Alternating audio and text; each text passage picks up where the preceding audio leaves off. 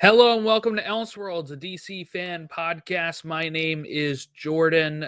With me on our 100th episode of Elseworlds, not together, but our 100th episode of the show is Chris. How are you today, Chris? I'm doing pretty good. We're gonna do something big when we get to 100 episodes for the two of us, but big 100 feels pretty good. I've been on most of them. Like it's been an adventure, and I'm I think your excited. We got a first lot to one talk was about. episode 16, I think. So Okay, so it's been, it's been a while. it's been a blast, and I'm really grateful for it. And um, man, we got a lot to talk about today, which is kind of makes it even better. Yeah, while we don't have a trailer for Superman, we do have enough Superman information to talk about and make it this a very special 100th episode Yeah. anyway. So, I mean, we're going to be talking the poster that was revealed, which is behind my head here. We're going to talk about some of the interviews James Gunn did on the set of Superman. And, of course, the Clayface news that just came out. And then we'll get to Creature Commandos episode 3. If this thing goes very long, you might see that as a different episode listed in the podcast feed or on the YouTube channel. That's because I think that might work easier that way if we talk long enough about it. So we're going to start with the Clayface news here, which broke. This news came out over the weekend. I think it was. Let's see. I have the article here. The 13th. When was that? 4 days ago. Is that Friday? Yeah. So it dropped Friday night. At that point, we knew we were going to be recording soon. Anyway, I was like, "Oh, we'll talk about it with Creature Commandos," not realizing we would have to also talk about Superman stuff, which is pretty cool. But yeah, this is an article from Deadline here that the studio has a movie written by Mike Flanagan. That is given a date now, September 11th, 2026. This movie has been rumored for like the last 2 years. It's supposedly a horror thriller tragedy where he will not be painted as the villain. But, Mike Flanagan, apparently a big fan of the Clayface episodes in Batman, the animated series, Feet of Clay and Mudslide. And it's supposed to have around a $40 million budget. So and James Gunn did clarify when he tweeted out. He said a DCU story. So this is going to take place in the DCU. It's not a Elseworlds tale, which I think many of us thought it was going to be that or a Reevesverse film when we first heard rumors about it. But it's going to be DCU, which I'm very excited about. Look, I'm not a horror fan typically, right? I like some, like the slasher films from like the 80s that are very comical in the sense of, oh no, they tripped and Michael was behind them and now he's in front of them. Like that kind of stuff. Like that's funny. It's campy, it's corny. But I don't really consider a lot of what Mike Flanagan does as horror, like the horror I don't like, which is like the graphic horror type stuff. If people have seen his work like Haunting of Hill House, Haunting of Bly Manor, what was the one that just came out a couple years ago? Doctor Sleep. No, I haven't seen that, but like it's on Netflix as well, but it is based off the Edgar Allan Poe stuff. Fall of the House of Usher. Um, that those shows are very, very good, and they focus on character. It's not just shock and horror stuff. It also has, of course, horror elements, but it's very focused on the character. It's a Mike Flanagan script that they're having. They're going to find a different director because he's a little busy with other stuff. But for me, this is all A+ stuff here. What was your first reaction when you got the news? My first reaction was we're going to have a bit of a sell to do with this movie. We're going to have to sell this movie to people who are skeptical after Joker Folie à Deux, after the DCEU had a bunch of movies that didn't really tie in with everything and is like, it was just like at certain points, like, let's just make random movies. And I think there's going to be a push against Clayface for that. But I think the fact that it's DCU and the fact that it's got a good writer who's pretty experienced and knows what he's doing here. And I fan base. Mike Flanagan has a dedicated fan base with people who watched all of his stuff. Yep.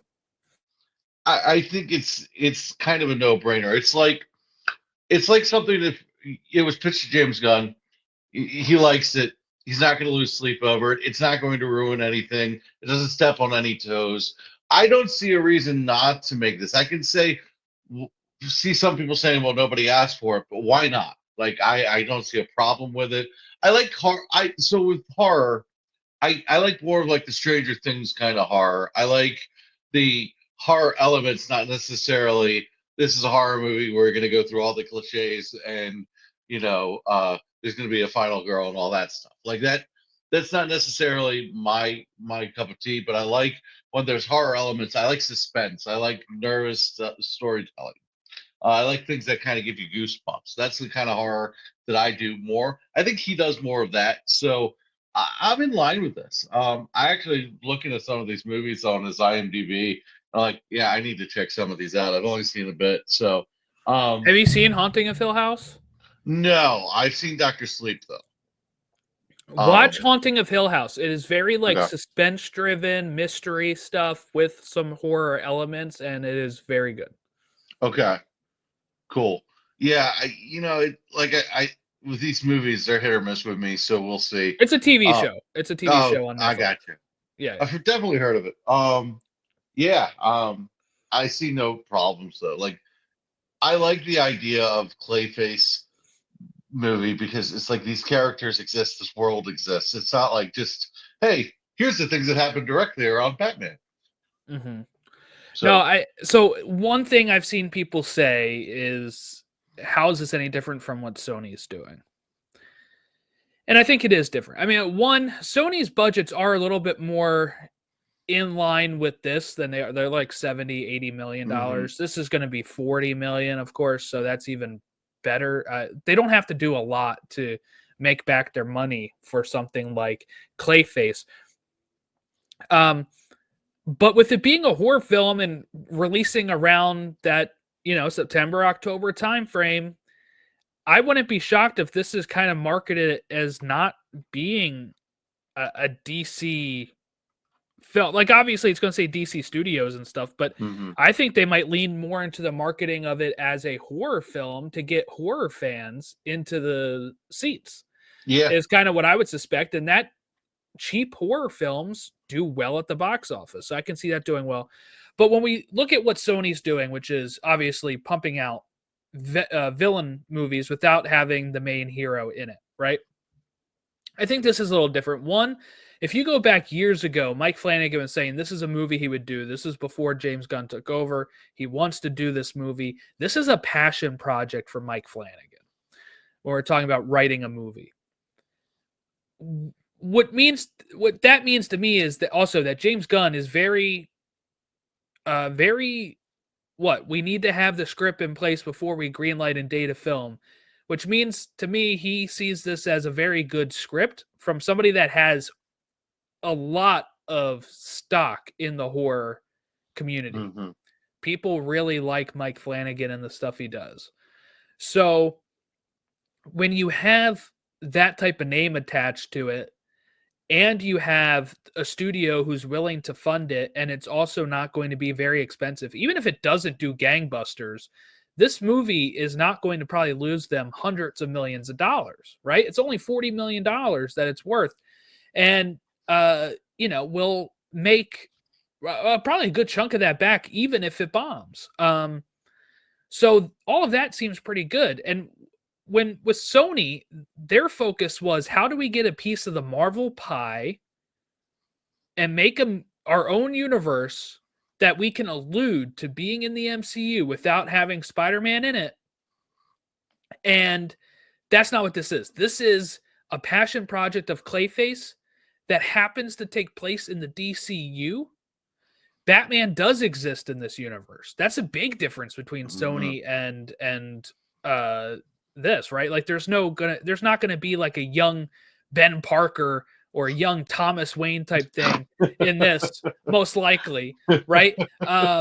Batman exists. It also Yep. could be like we're about to see Clayface in Creature Commandos, but I don't think that means this has to be the same Clayface. There are, multiple Clayfaces in the comics. Right. Who knows how they're going to approach this, but I just look at this and I say, I get a totally different vibe off of this than when Sony announces El Muerto and Yeah. Morbius and stuff like it's a more confident feeling, I feel like. Well, you just said a very important word, passion project. I don't think there was an ounce of passion in most of the Sony movies. I think they were devoid of it. In fact, it was almost made by people who almost seemed to have disdain for the source material, like it was a job. Fine, I'll do it. I don't think they got a pitch. I think those were like, let's use what characters we have and hire somebody to write a script. This is, I wrote a really great script. Here it is. And the inspiration of those are maybe 2 top 10 Batman the Animated Series episodes. Right. I Feet of Clay might be my favorite. So, and we just saw Cape Crusader had a great the Basil Carlo Clayface had a great episode with Creature Commandos, and it kind of delved into the horror elements. And it was like, oh, he could be anybody. That was a very compelling story, and he became the role he was meant to play, villain. So I really like the idea of using Clayface, and that show actually, Cape Crusader, reminded me. It's like, oh yeah, I really do like Clayface. I think having Clayface in there, it's just a no-brainer. It doesn't hurt anything. I'm excited about the movie, but it's not like Superman where it's like I'm setting my alarm for the trailer. Right. No, I think this will be one. Here's the thing. I think everybody is looking at the slate or looking at the news and is like, okay, where's the movies that were announced, or where's this, where's that? Gunn was very open on the Happy, Sad, Confused podcast that some of those movies are not in the place with the script yet. This one obviously is, and has leapfrogged a lot of movies. And to be fair, I think that's fine. I think sometimes we hold too much stock into the slates and into that. And look, the slate also didn't come with any dates. These are now things that are actually happening, getting stuff going. And I think, I don't know, I much rather this approach of making sure that the script is great before you move forward than sometimes what we're all worried about with Captain America next year of, all right, how many reshoots did they do of this? Did they finally get it right? Is it going to be a good movie? Those type Is it of going to be a questions. bunch of pieces of movies that could have been? Right. This Like The movie, I don't. Flash is a great example of that. Yes, exactly. And like Batman, the Superman movie, I feel pretty confident that is, obviously James Gunn is the CEO. He's also the director and the writer of that movie. He has his vision there. And I suspect people reacted to the reshoots of Superman so poorly. it's not even a reshoot, dude. I know. Pickup This is shots. it's like, I just want some of these shots to look a little bit better. Come on now. But we have such a negative perception of redoing anything And that partly people that's a freak Marvel out. problem, Yeah. because of the big hubbub that reshoots have caused lately. I'm excited, man. I just generally glad that things are ticking. That we're getting things. I was getting a little tired of the every 5 seconds here's a fan cast. Here I was getting a little tired of, oh well, what could they do? And I like that James Gunn has this one rule that he won't break. It's kind of like his Batman rule. It's one rule he won't break. It's the scripts have to be ready and they have to be good. And I feel like so many, it's like kind of the anti-Hollywood mindset, whereas it's like, oh, it's an idea that doesn't cost much, sure, go do it. Okay, James Gunn's like, okay, what's the idea? I like that idea. We can do it. And I think that's a healthier way to be. Yeah.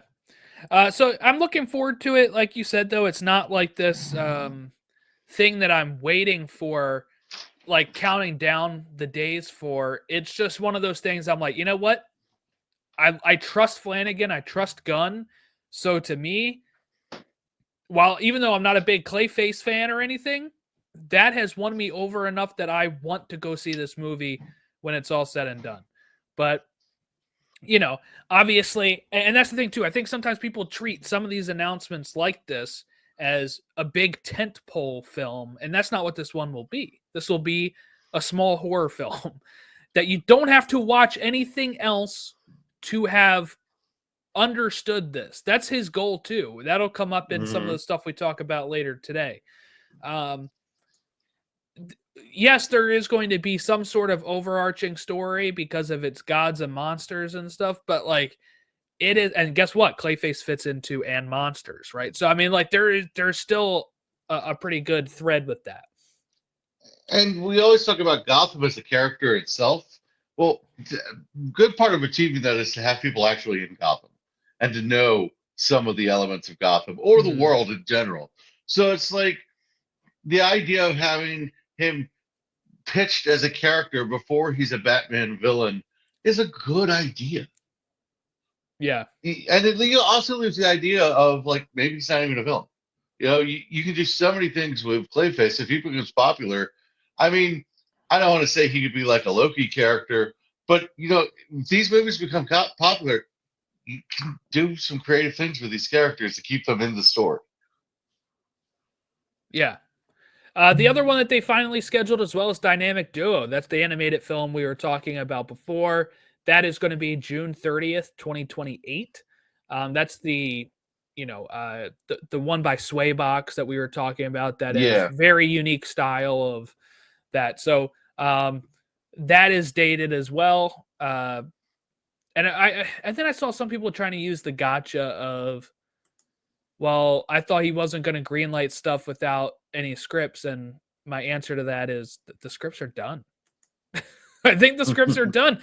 I mean, they have to make the movie still. Yeah, Mike Flanagan has been talking about this for a while. I wouldn't be shocked if his script is done. And then for the Dynamic Duos, or at Duos, least he had an outline. Dynamic Duos, sure he had, I remember reading a bit from James Gunn on this show that he said in like a killer script or a great script by this person, which means that one is done as well. Yeah, so, I'm not worried about that. You know, it's amazing how many people are trying to get James Gunn. I saw this great TikTok video. It was like a guy pretending to be James Gunn, and he's like, "Oh, hold on, my shoe's untied," and the guy's like, Zack Snyder wouldn't have his shoe untied. It was so good. And I was just like, I should have shared it with you, but I was like, I'm sure you've seen it. Like it was so perfect. And I literally watched it 3 times and I'm just laughing because I'm like, that's literally what they're doing.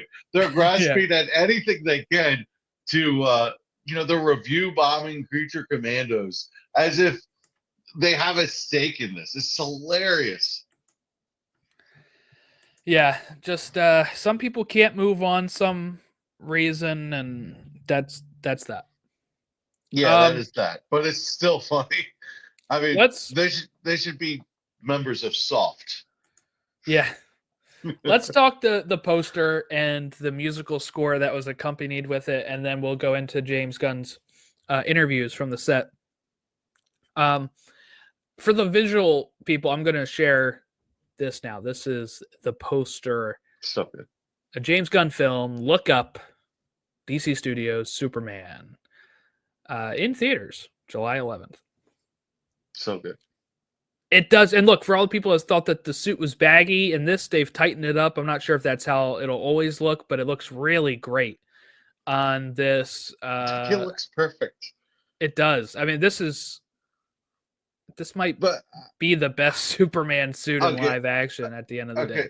I love a few things about this. I love how the cape bleeds into the red, and I love how he's staring into the light. It's almost like, I know we said in Superman Lois, Superman is the light. It's kind of like he's creating the light. It's like, it's just so beautiful and optimistic, and it almost looks like a political poster of like the change or whatever. Yeah, exactly. Yeah. It's just, and it gives me hope. And the tagline "Look Up" is like, oh my God, they get it. It's just that to me is like, okay, they get this. I am so proud of this poster by James Gunn's team. Like, it's perfect. It looks so good. Yeah, and it looks like he's like flying so fast that there's blurs around him. Like you can't see his feet, you can't see his legs. It's just like we're It's super seeing speed. that brief glimpse of Superman here as he's flying. It's almost as like this is how you would see Superman in like real life. Like it would be like, Mhm. look up, and he just blurs past you. Yep. The blur, you know. Oh yeah. Dude, I love it, dude. It's I think the S on the chest, I cannot believe how good it looks in this. Of the set photos in this, yeah, they definitely, you know, this is why we kind of talked about it before, but this is why like we got to see the product. We haven't seen the product. We've seen them like making the product. It's like a pizza that's uncooked, and this is the pizza, you know. So, Yeah, I'll be really curious when we see the trailer on Thursday, like I'm gonna be honed in on that as well. how different it looks. Yeah. Because I've seen some people say that this one doesn't have the yellow border, but I think this is just the light shining off of that I yellow for the agree with red. that. I think it does have the yellow border because you can kind of see it on the right side. Yeah, and on the left But side, I then, think it's the red that is shining off of it or something. yeah, I I think it's a agree little with tough. that. The I mean, trunks because look great in this, by we've the way. seen it in this, and this has the Mhm, yellow border. We've seen it mhm, here where it has the yellow border.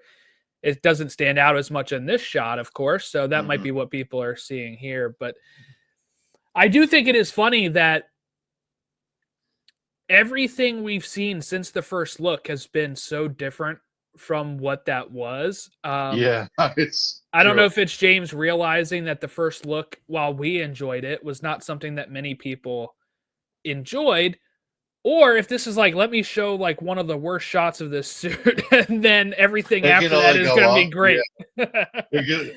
I still defend that first look at it because I thought, well, dude, I thought it was cool because it felt like it was in the movie. It felt like an in-story moment. I think it is In, still, yeah, yeah, so that's one of the reasons I was so excited about it. But what I love about this is he's got his fist clenched, but he doesn't look angry. He's looking up. I yes. feel like if this was a Snyder film, he'd be looking down, and you would be afraid of him. And I love the element that they got here. It's not.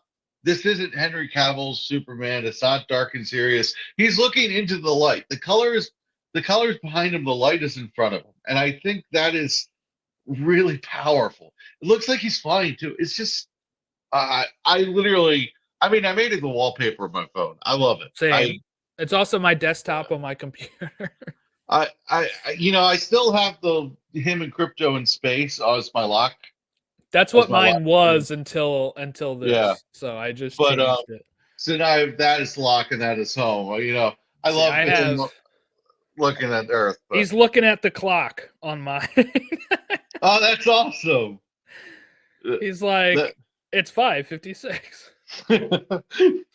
what time is it? Let's see if Superman will tell me. I have it so he's around the clock. So the Yeah, clock yeah. is yeah. So I have it so he's looking to the corner, like he's looking at infinite possibilities. But I think that's just the way with my phone. He's looking at the percentage of my phone, going, "Dude, you need to You charge gotta that charge your phone, yeah. thing." No, I mean, I think this poster is great. This is kind of what I wanted to see. This is the type of vibe I want. I love the It DC looks, Studios logo too. It's yeah, perfectly like understated. That button always gonna hit with me. yeah. People know what that is, right? For Yep, DC, it's I feel like, recognizable. yeah, it's recognizable. We have,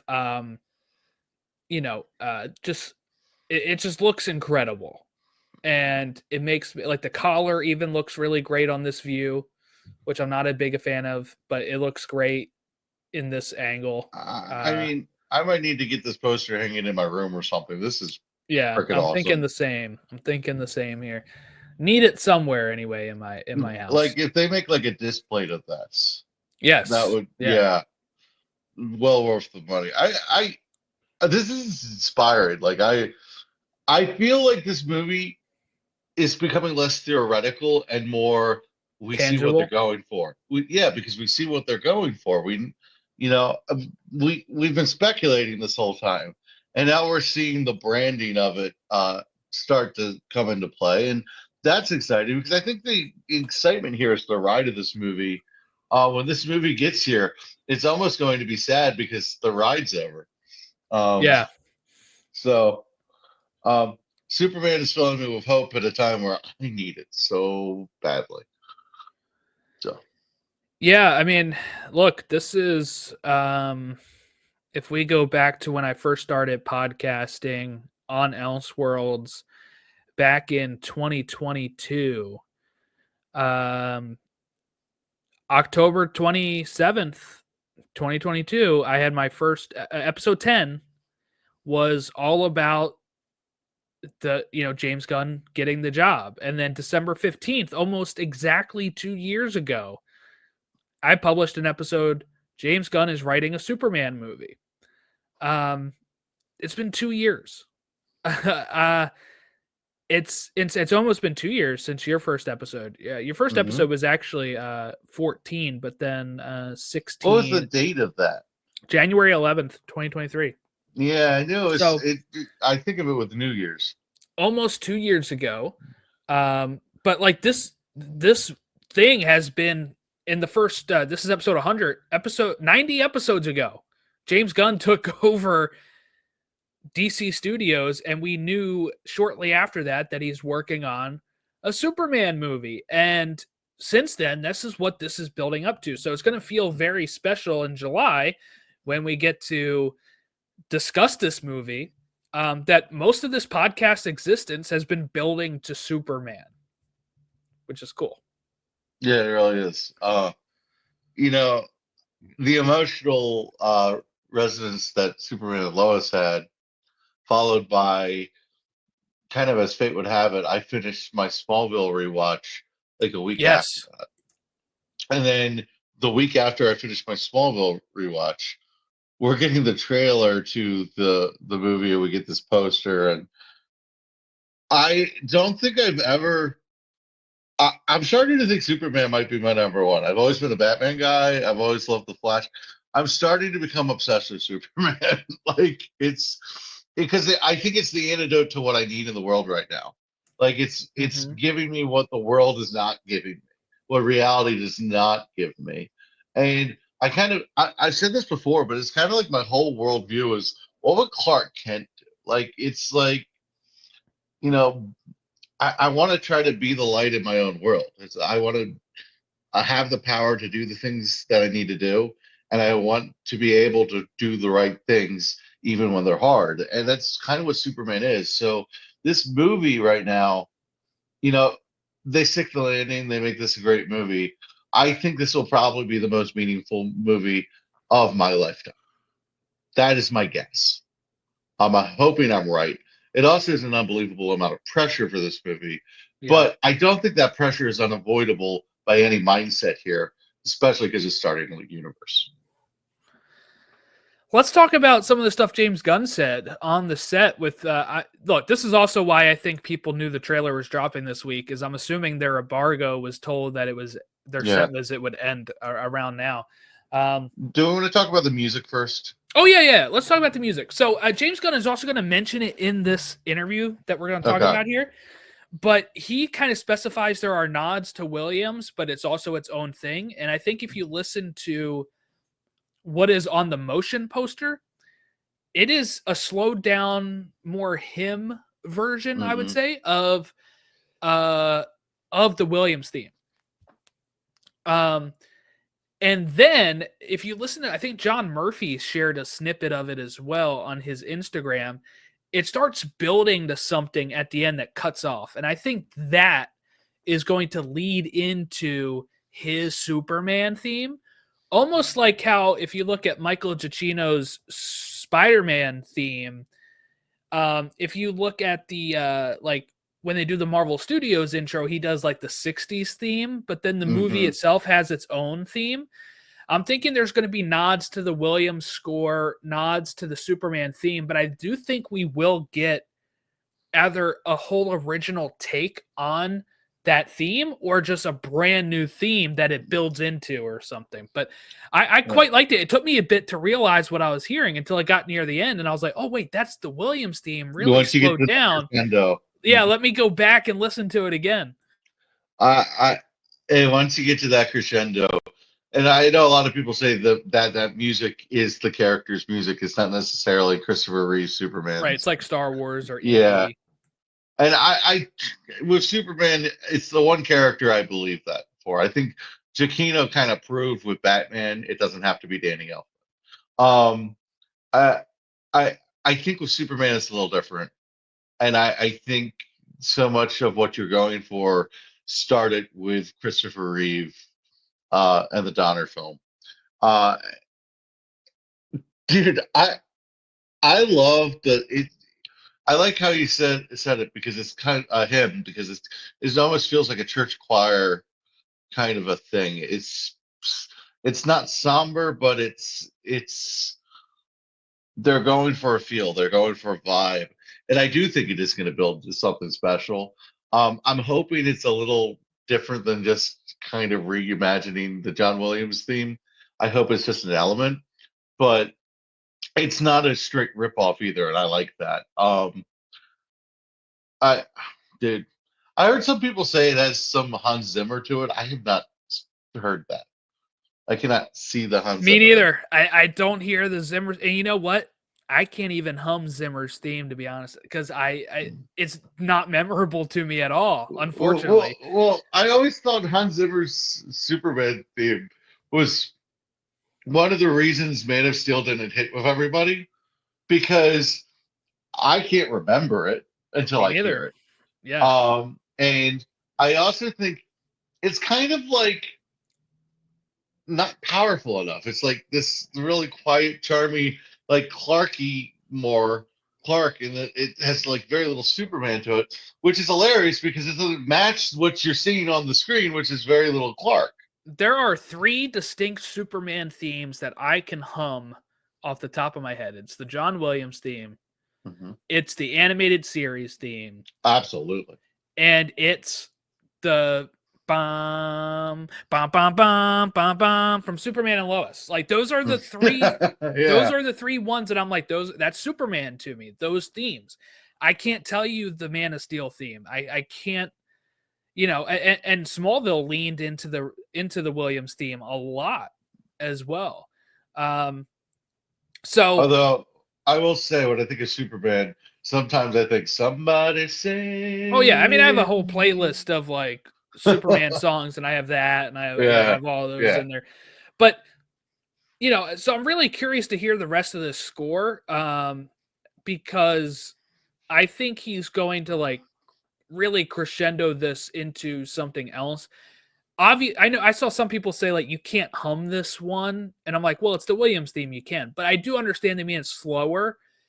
There's Mm, obviously going to be a variant version of this during action stuff. That'll either be the Williams theme or its own theme with nods to Williams. Like that's my yeah. thought on it. So And I think it'll be nuanced because I think like Giacchino when he did the Batman, he had elements of the bum bum bum bum, but it wasn't right, that the whole time. And right, right, actually, right. I actually think when you talk about Giacchino's the Batman, I actually think the middle part that you can't really sing along to, but like is really like emotional and like has some breath to it. I That might be my favorite, but I I think with Superman with Murphy, you're going to get a theme that's going to fit what you're seeing on the screen because James Gunn has said, and we're going to talk about it with the interview, that it's not Guardians of the Galaxy. You're not getting a bunch of pop songs. You're getting more score than songs. And I trust John Murphy. This is a guy that makes that song Ratism on Suicide Squad. Which is like the theme for Cleo and when she's directing the rats to Starro and stuff. And it's so powerful, and you get like her dad and her conversation with him. Like that song, I left the theater humming. So I feel pretty good if he can make a theme like that for Ratcatcher.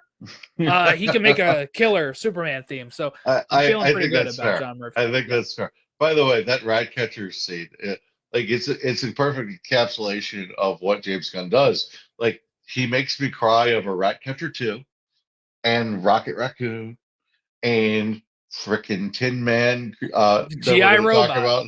Yeah, we'll talk about God, that later. oh, Oh my god, my heart with these characters, I'm not supposed to care about. Oh, it swells. So let's get to the interview. Humberto Gonzalez and a whole bunch of other reporters got to go to the set in June on the Cleveland set where they had the Daily Planet behind them and got to interview James Gunn. And this is mostly coming from the rap.com is one I took it from, but a lot of people were there. You might see it shared by like Brandon Davis or anybody that was there is going to share a lot of these same quotes. But okay, so Gunn sat with a bunch of reporters and revealed his approach to the Man of Steel, one that focuses solely on Superman's story without getting bogged down in the larger universe building. This is directly quoted from the article. Zero, Gunn emphatically stated when asked about how much of the movie is dedicated to setting up other characters or future DC projects. I mean, maybe two little things, two moments, but basically, if it's something there just to set something else up, F it. Everything needs to stand by itself. I don't want somebody to have to go see this movie and be relying on anything else. If this sets up stuff in Peacemaker, which it does, then that's great. But that is never, ever, ever with me going to be something that I'm going to sacrifice even a moment or a beat in the story for, especially a movie. So let's take that part first and go. Oh, that's refreshing. So, yeah, I mean, like look, and then people are, of course, are pointing to, Green Lantern, Mr. Terrific, Hawk Girl, and the other characters we know that are in this movie. And the easy solution to that is this is not. They're in there for Superman's story, which is what Gunn has been saying this whole time. By the way, they're in there to service the story of Superman in this movie. It does not mean that they won't show up in the future somewhere else, but it means that you're not supposed to expect a Terrifics movie coming out a year later or a Hawk Girl movie coming out a year from now. Or, like, no, they're not just thrown in here to set stuff up. They are in here to service the story. And in this story, metahumans and aliens have been around for quite some time on this planet. And of course, those are Superman's co-workers, like he said a few years ago. Yeah, this is James Gunn's Second Amendment, and what I mean by that is the way it is worded is going to be used against him, and it is going to be manipulated, and they're going to like quote it, and then they're going to say, but and then point to a scene that they don't think is important with Green Lantern, and you're just going to be like, come on, you're obviously like doing what you want to do, but I think this is really refreshing because Marvel has explicitly not done this. They leaned into it to the point where it doesn't take you out of the story, but they definitely have a homework problem, and they definitely kind of lean into the you're gonna wait for the mid credit scene. Oh great, this is good. We got you. So I'm kind of glad about that. Me too. I mean, I think there's things that if you look at what James has said about the movie and his process, you see what he wasn't as big of a fan of at Marvel, which is setting up stuff and scripts not being done when they're filming. He never had those things really happen in his movies, but that was something it seemed like when he took this job, he's like, that's what I thought you meant by Second Amendment, by the way. It's like he has this almost like Bill of Rights that he's like, I need to have scripts done, and I need stuff to not needlessly set up stuff. I meant like there's going to be a clause, like there's going to be a part of the sentence that people are going to like highlight that part of the sentence, and it's going to be their sticking point for every argument they have about James Gunn. But no, that kind of works too. But I got to be honest with you. When I look at what he did with Marvel, he was very very integral in the story outside of his movies. He was kind of their cosmic leader.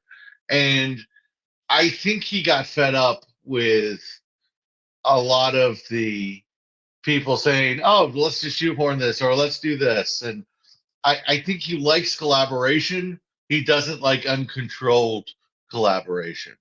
And there's got to be hey, this is what we're doing. This is why we're doing it. And it should be about the story. He's very consistent about that. I'm very refreshed. I think Marvel a lot of times, they're Well, just we've talked about it on I've talked about on the yeah, Marvel podcast a lot. We've had end credit scenes that were building up to stuff that we have not seen happen in the last 4 years. I mean, that's a problem. That is a right. problem. It doesn't seem like that'll be a problem in the DCU. And Marvel has the luxury of being able to do whatever the hell they want. James Gunn has to make good movies. Right. He's got to hit. Marvel can kind of have a failure here or two. Nobody cares. We've kind of seen that. Yeah. So he says here, okay. The film starts with Superman already established, with existing relationships with both Lois and Lex. We just start in the middle of the action, Gunn said. Superman's already existing. Lois and Clark already know each other. Lex hates Superman's guts from the beginning, although they do not know each other personally. Let's take that part. I feel like we kind of already knew that just from context clues and stuff. But this is how I don't know if I'm just pro James Gunn because I love everything he's done, but also that he's making almost every decision I would make in the sense of that's how you should do it. Look, he's mentioned he's done with origins for Superman, Batman, and Spider-Man. He does not want to keep seeing those. So we jump into the action here. Superman's established. We already have Lex hating him. We have Lois and Clark maybe having a relationship. Those are three key things that it's like, if I just open up Superman issue 1 in any time that they've rebooted, those are three things that have usually already happened when I open up a random Superman issue and I can start a new read, right? Like All-Star Superman. When I started reading that, those things have already been happening. And it's like, cool. I can just jump in. And those are three things that you only already need to know about Superman anyway. Lex hates him. Superman's great. He's already active and he loves Lois Lane. Boom. Yeah. You get into that and you could just launch into a new story. People know that stuff just from cultural osmosis, So I really love this part. I do too. There's some Smallville fans that are going to be upset that Lex and Clark aren't acquaintances from I've seen past. that. We don't have the Yeah. past, but and We've I had actually that get though. that. We've had it. Let's That's get what I was about different to say. stuff. Yep. I get that, but what I think is it makes sense that Lex's motivations aren't directly tied to his relationship with Clark. Like it makes sense that he doesn't really know Superman. He just can't stand that the world loves Superman. That makes thematic sense to me. And Nicholas Holt's everything we hear about this kind of uh madman Lex Luthor, I'm like, yeah, I see where they're going with this Lex. I think it's going to be more traditional Lex Luthor, and more traditional Superman. And I'm fine with it.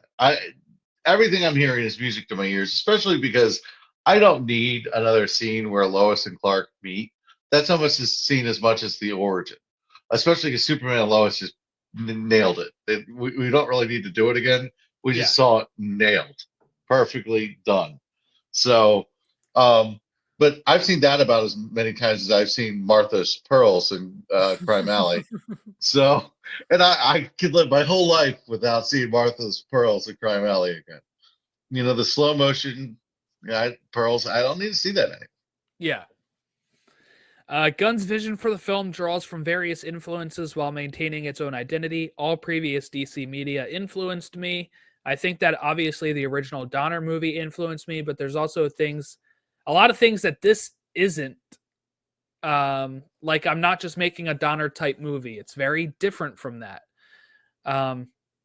He again cites All-Star Superman as a major comic book influence, noting its Silver Age feel and science fiction approach.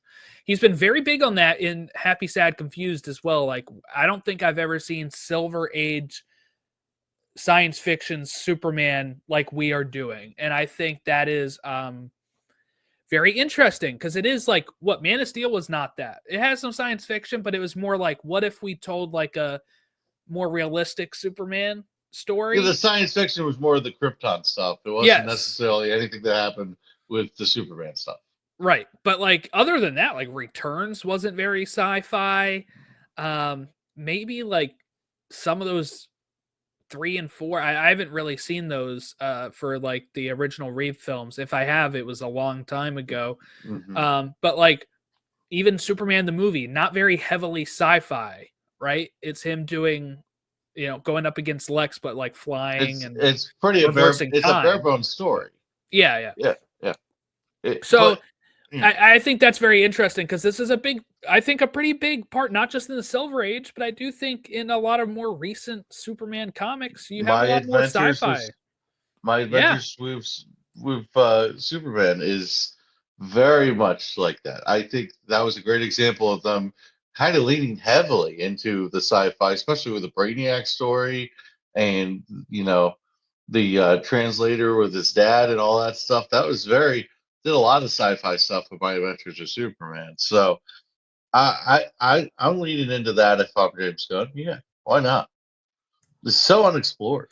You can Yeah. kind of make your own rules too. You can Yep. be less beholden to what's come before.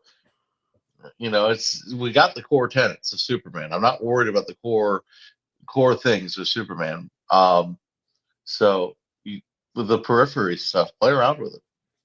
For the action sequences, particularly the aerial scenes, Gunn and his team are taking inspiration from Top Gun Maverick. They're using drones to capture Superman's flight scenes.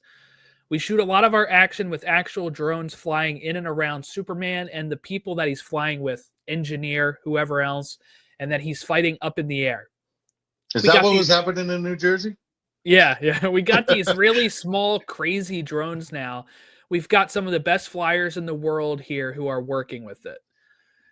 So just cool that we're going to see some different type of action. I think on the Brandon Davis video of this, he mentioned that like Gunn mentioned he wanted to make sure like there's consistency in how he fights in the air and how he fights in the ground. That it's the same sort of style that Superman uses. So that's I don't also think I'd a ever thing even to look think of at. that. That's impressive. Yeah.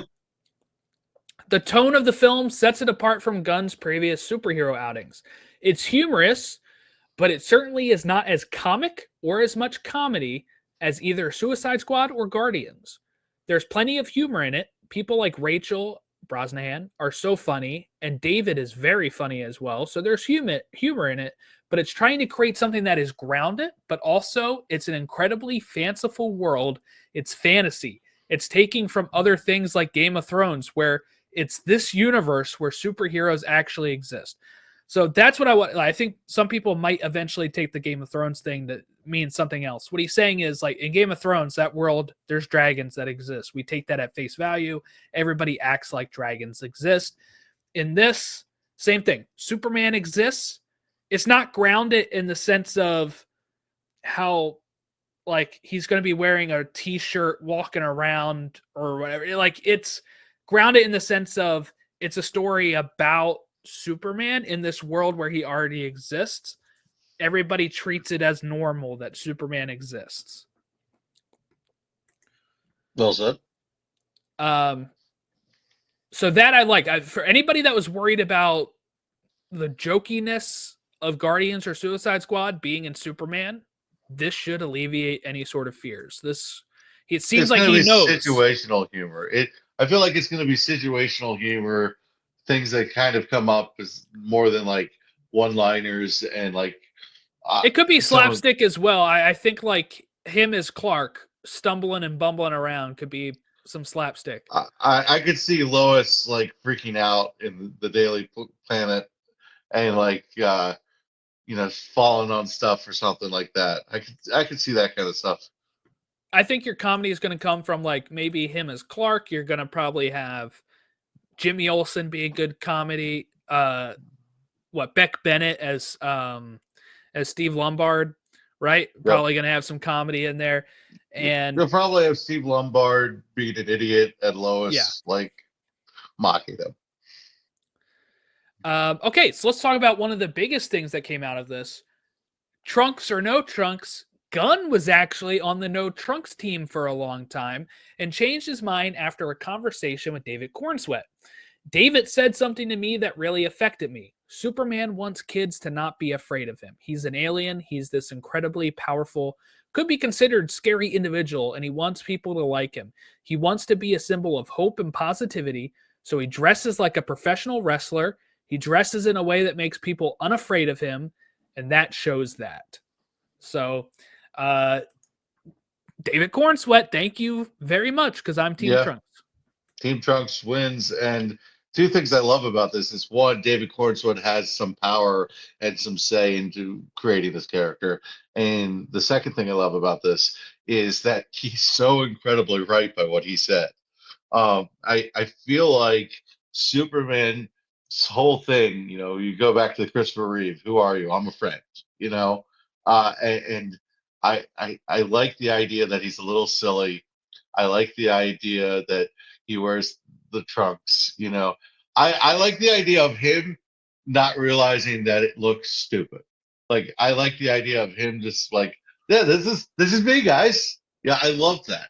It's Or fun. he might know it does look kind of dumb, but he's like, I need this. Like, this and is. He doesn't care. The same way professional wrestlers will wear spandex and have like this, backstory type thing on their character. It's like, you know what?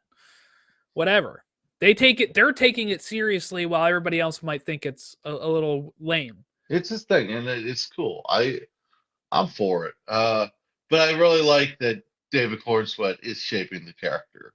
And I really like the idea of him thinking about it and not just doing it because James Gunn said so. I like that there's some collaboration between the two of them.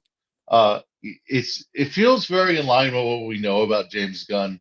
He doesn't seem like the guy who's determined to be the smartest guy in the room. He kind of wants to create passion projects where everyone's on the same page. He wants to collaborate. Yeah, I'm for it. But again, I'm Team Trunks, so I won. Thank you, David Cornsweet, as you said. He said the film's score, composed by John Murphy, will include nods to John Williams' classic Superman theme while creating something new. It's not a soundtrack, so it's not about the songs. It's much, much more of a score film. I think this does mean there will be some songs in it, but it's not like a Guardians playlist or a Suicide Squad playlist type of thing. It's going to heavily feature the score, which, again, some people were worried about. Gunn knows seemingly the difference between Superman and the Suicide Squad. Who would have thought, right? I would have thought. I mean, this is one of those things where you kind of just want people to know that without saying it. It's like one of these things is not like the other. Why are they different? But I can understand some people's hesitancy with that because he hasn't made a movie like this before. True. So I can see some of the thoughts of, Peacemaker won me over because he had so much serious heart in Peacemaker. Yes. Yep. That I knew, and Guardians of the Galaxy 3, the humor almost takes a back seat to the emotional impact. Yep. And so I was kind of won over by the fact that he's got it in him, but he doesn't necessarily have to lean on it. I think he can lean on it, though. I really do.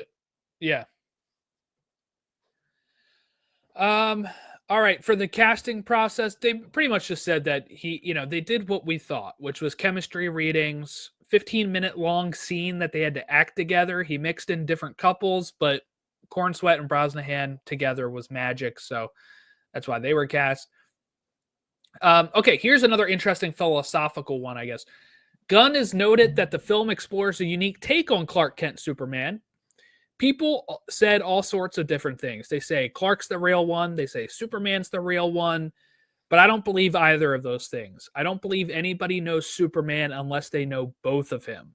And when they know both of him, they know the real guy. And that means not too many people. And then he also mentioned that the reason he removed Legacy title was, not a post-mortem meeting, but he had a pre-mortem meeting where department heads and him discussed potential issues before filming began. And he says, I thought maybe the title was that they had a looking back feeling about it. And that isn't supposed to be looking back. This is about looking forward. And I think Kind of this what is you were saying. I think this is a good call. Some people were kind of using when they said legacy, like, oh, this will be looking back at everything super. It's about his legacy, his long-lasting legacy. But I think Gunn was meaning legacy looking forward. Like, what is my legacy I'm leaving behind? But people were looking more backwards at it. And I think he just decided, cut that out. It's Superman. So that way people are not going in expecting something else. So I think that was a good call. Yeah, it's kind of lining up with what you've said the whole time. So I'll give you some credit there. Thank you. I deserve credit. I'm the reason. I'm giving it to you. I know. I'm saying I deserve it. Something interesting else that popped up was he said Supergirl wasn't meant to be the second DCU film, but then he read the script and other movies had been written, but they weren't, I guess, as good as this script. So we're going to go with this because this one's ready. And quality comes first in every project we do. And that's more important than telling a grandiose mega narrative, is what he said. So there you go. Keep the Kryptonian thing going. Yeah, yeah. That's what I'm hearing. I'm hearing the Kryptonian train.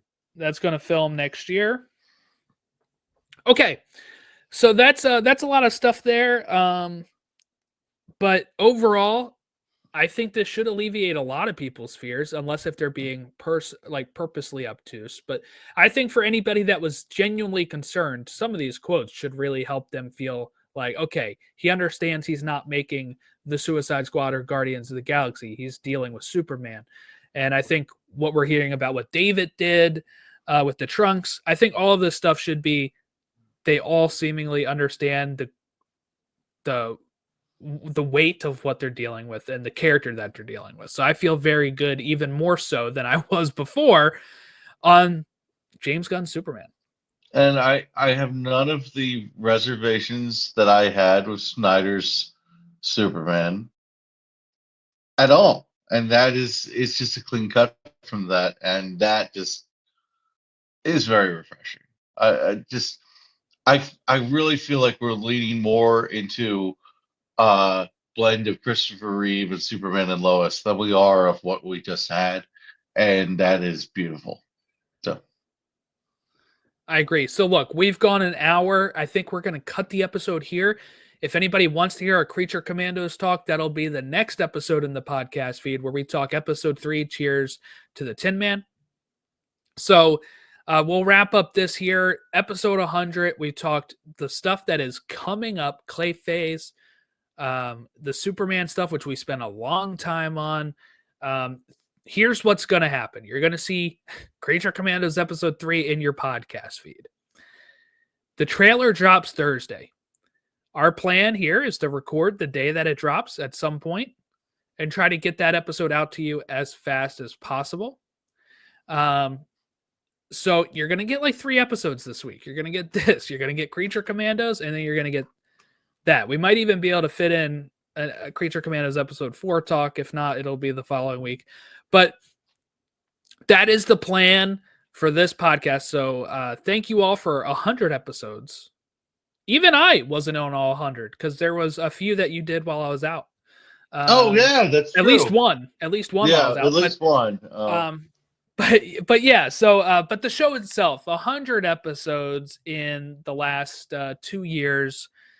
Thank you all for being a part of this. Like I said, catch our Creature Commandos episode 3 recap next. But thank you all. Have a great rest of your week or couple days, and we'll see you all when we talk Superman trailer on Thursday.